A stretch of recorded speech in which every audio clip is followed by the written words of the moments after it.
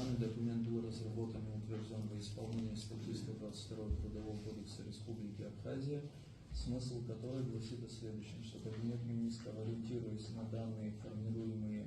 уполномоченным органом в сфере статистики, утверждает минимальный размер месячной заработной платы, который не может быть ниже минимального прожиточного минимума.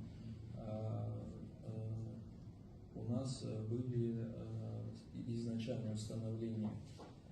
показателя в размере 5000 рублей, затем повышение до 10 и до 15 тысяч рублей, вот до 15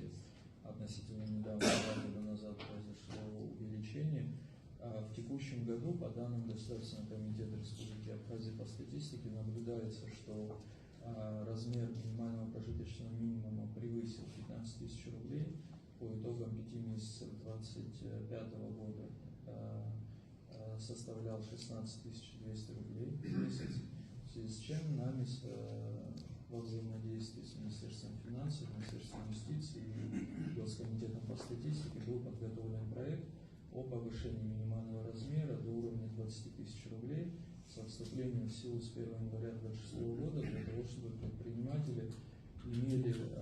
промежуток в размере 2-3 месяцев для того, чтобы подготовиться к увеличению заработной платы своих работников.